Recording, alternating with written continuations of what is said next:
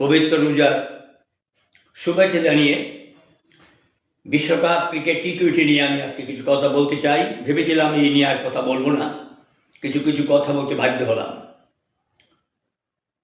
পাকিস্তানের কারণে এবং আমাদের উপদেষ্টা দু একজনের কারণে আমরা টি-20 বিশ্বকাপ খেলতে পারি বলে আমার ধারণা। মুস্তাফিজকে যখন IPL থেকে বাদ দিল, তখন আমাদের মধ্যে এই যে নতুন রাজনৈতিক দলের কিছু লোক এবং নতুন ক্রীড়া উপদেষ্টা এমনভাবে কথা বলতে শুরু করলেন যে বাংলাদেশ খেলতে যাবে না।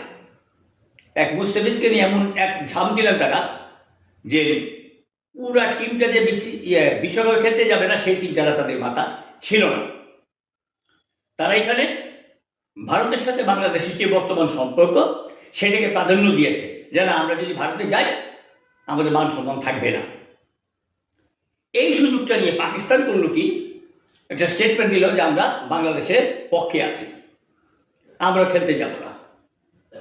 বাংলাদেশ খুব খুশি, ইউটিউবাররা কত কথা বললো পাকিস্তান আমাদের পক্ষে রয়েছে পক্ষে রয়েছে, কিন্তু ভোটাভুটিতে পাকিস্তান ছিল আর বাকি 14 দেশ বাংলাদেশের বিরুদ্ধে।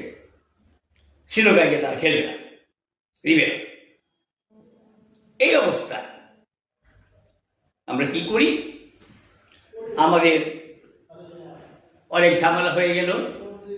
তারপর কি হলো,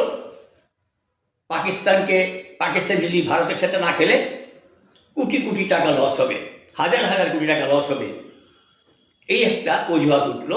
আসলে সত্য কথা, হাজার হাজার কোটি টাকা লস হয়, বিজ্ঞাপন দাতারা লস হবে, ক্রিকেট বোর্ড টাকা পাবে না, বাংলাদেশ পাবে না, পাকিস্তান পাবে না, ক্রিকেট যারা খেলে তারা টাকা পাবে না। তবে বাংলাদেশ আর নয়, পাকিস্তান এবং ভারতের মধ্যে খেলা হলে টাকাটা একটা বেশি হয়, এই নিয়ে কথা উঠলো। যাই হোক, বাংলাদেশের বিসিবি সভাপতি আমিনুল ইসলাম বুলবুল মহোদয় পাকিস্তানে ছুটে গেলেন। সবাই বলছে তিনি পাকিস্তানকে রাজি করানোর জন্য দরবার করতে গেলেন, ভালো। কিন্তু পাকিস্তান যে তোলে ভারতের সাথে শ্রীলঙ্কায় খেলবে, এটা পাকিস্তান আগে সিদ্ধান্ত নিয়েছিল। বাংলাদেশকে বিপদে ফেলানোর জন্যই পাকিস্তান এই উদ্যোগটা নিয়েছে।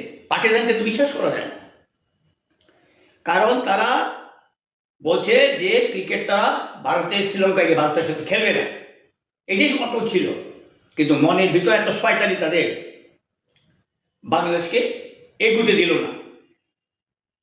আর তারা না করেছিল কেন, যে ভারতের সাথে তারা গোহারা হারবে, হেরেছেও তাই। কিন্তু বাংলাদেশ তো জিততেও পারত, ভারতের সাথেও পাকিস্তানের সাথেও বা যে কোনো দেশের সাথে বাংলাদেশ জিততে পারে, তার তো অভ্যাস আছে। বাংলাদেশে ভালো ক্রিকেট খেলার অভ্যাস আছে এবং অস্ট্রেলিয়াকে হারিয়েছে, পাকিস্তানকে ভারতকে হারিয়েছে, নিউজিল্যান্ডকে হারিয়েছে, জিম্বাবুয়েকে হারিয়েছে, হারাই নাকি। কিন্তু পাকিস্তান ইচ্ছা করি বাংলাদেশ যাতে বিশ্বকাপ টি-20 না খেলতে পারে, এই ষড়যন্ত্রটা পাকিস্তান করেছে। পাকিস্তানকে অন্ধকারে রেখে এই বেহায়ার দল চলে গেল ভারতের সাথে শ্রীলঙ্কা খেলতে। তোরা আমাদেরকে সমর্থন করেছিলি, খেলতে গেলে গেল না, যেতে বুঝতাম যে তোরা আমাদের জন্য অনেক কিছু করেছিস, কিন্তু মোটেই তো করলি না। ঠিকই তোরা খেলতে চলে গেলি, কিন্তু বাংলাদেশকে তোরা রাজনীতি দিয়ে হারিয়ে দিলি। আর বাংলাদেশের কর্তৃপক্ষ, ক্রীড়া কর্তৃপক্ষ, সরকার কিছুই বোঝেনি। যদি একটা রাজনৈতিক সরকার থাকতো, কোনো অবস্থাতে এটা হতে দিত না।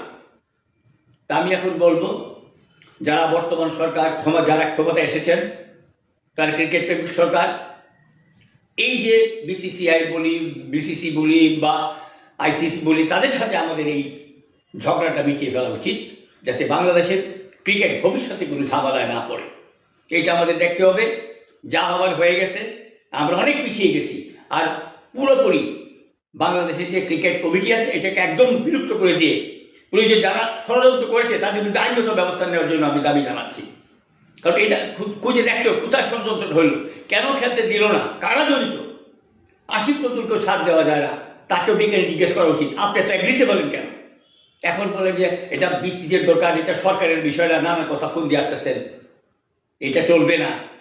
বাংলাদেশের ক্রিকেটকে সামনের দিকে এগিয়ে নিয়ে যেতে হবে, কারণ বাংলাদেশের ছেলেরা, ক্রিকেটাররা ভালো খেলা খেলে, তাদের সুনাম আছে। সবাইকে ধন্যবাদ।